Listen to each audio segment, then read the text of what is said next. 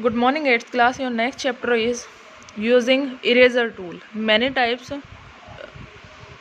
Eraser tool mainly like to erase your paint program जो भी आपने डिज़ाइन किया था CS6 के अंदर फ्लैश में. This is use to make correction on the stage. अब स्टेज के अंदर जो भी करेक्शन होती हैं उनको ये क्या करता है, इरेज करता है. It is use by simply selecting the tool and dragging over shapes और graphic to be erased. Normally क्या होता है कि हम इसको इरेजर को सिलेक्ट करते हैं और जहाँ भी हमें इरेज करना होता है वहाँ पर हम इसको किसी शेप के ऊपर ड्रैग करते हैं. There are 3 option available for eraser tool. अब इरेजर के भी 3 टाइप्स यहाँ पर डिवाइड किए गए हैं. फर्स्ट है यहाँ पर इरेज शेप. ओनली शेप, जो नीडेड शेप का साइज़ है उसको इरेज करने के लिए हम इस इरेज शेप टूल का यूज़ करते हैं. सेकंड है यहाँ पर इरेजर फॉसेट. फॉसेट होता है जो इरेज के जो शेप के अंदर फिल्स है, ठीक है, जो फिल किया गया है कलर से, उस फिल किए हुए पोर्शन को या एंटायर बॉर्डर या लाइन को ओनली या सिंगल क्लिक के साथ हम इस इरेजर की हेल्प से क्या कर सकते हैं,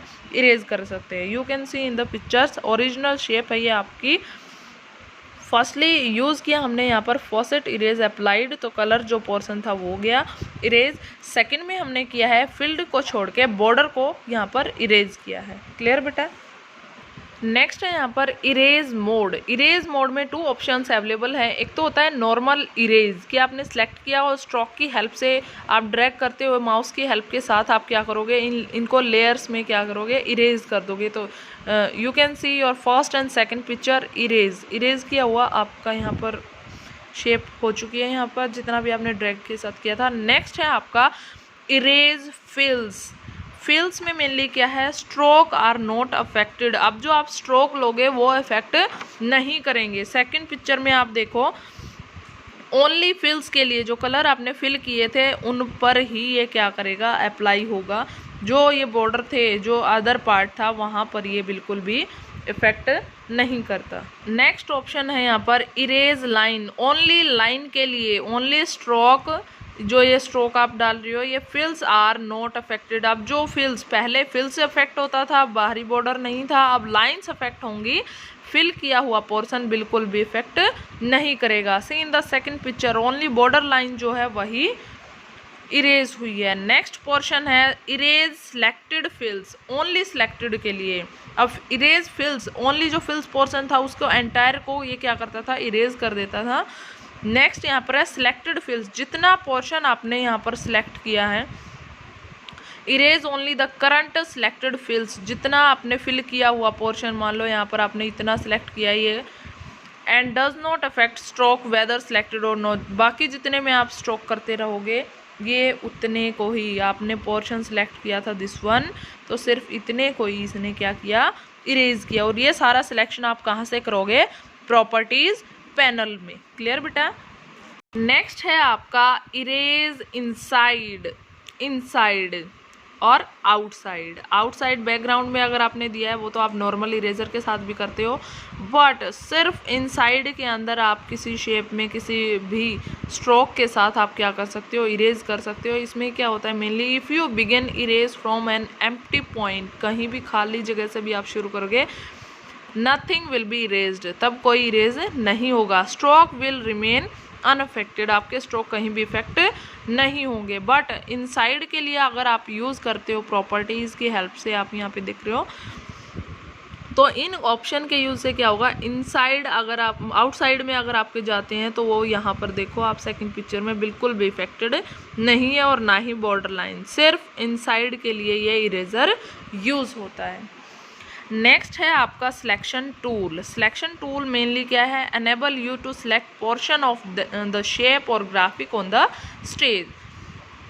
ये करता है इफेक्ट मेनली क्या होता है कि आप जो भी डिफरेंट स्टाइल्स इसमें डालते हो उनको सिलेक्ट करके जो आपने पहले से बनाया है उसी में आप कुछ इफेक्ट डाल देते हो. These can be use to resize, rotate shape और ग्राफिक सिंबल्स के लिए आप इनका सिलेक्शन टूल का यूज़ करते हो कि अपनी इमेज को दोबारा से रिसाइज करोगे, उसको रोटेट करोगे किसी भी डायरेक्शन में, या कुछ सिंबल्स भी आप इसमें यूज़ कर सकते हो. फर्स्ट है यहाँ पर सिलेक्शन टूल.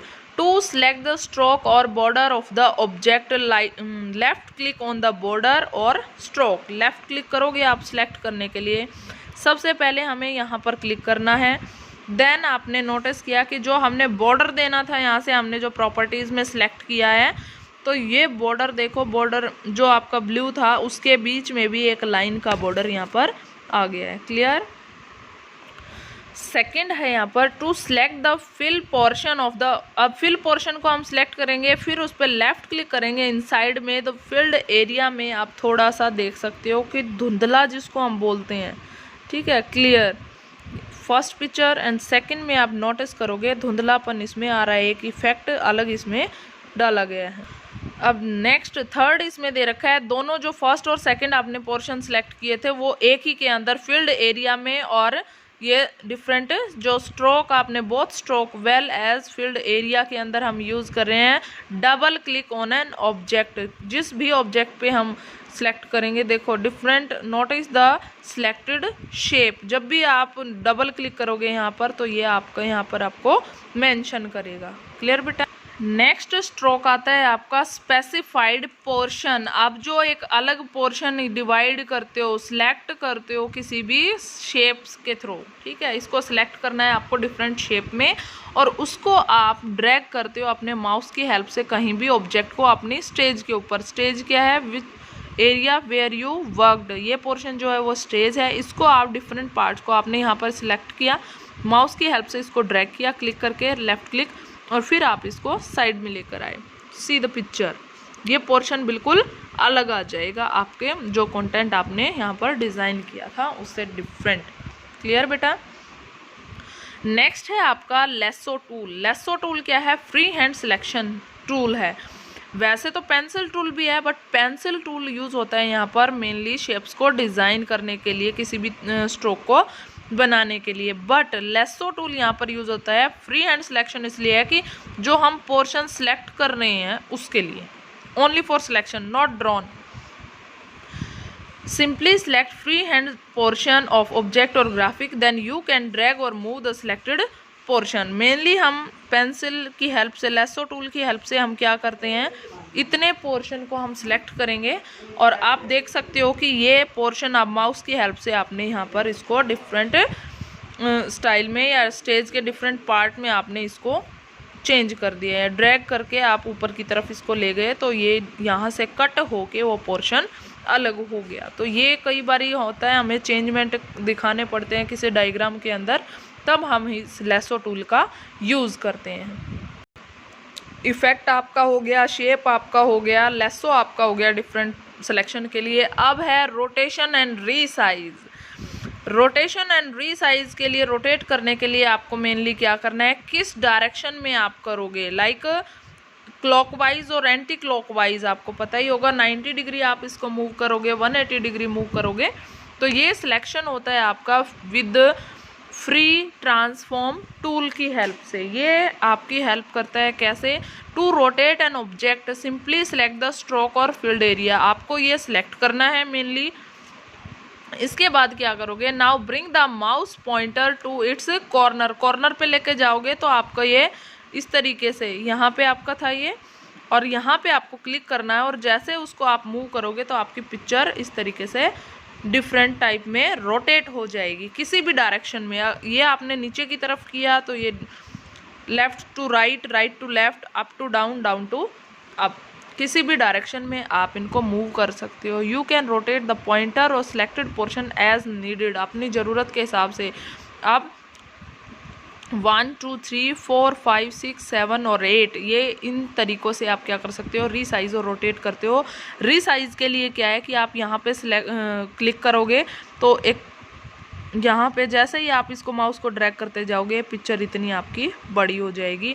इसको यहीं पे क्लिक करके और वापस यहाँ पे मूव करोगे तो वो आपकी रीसाइज हो जाएगी, जो कि कम लेंथ की होगी। ठीक है, क्लियर बेटा।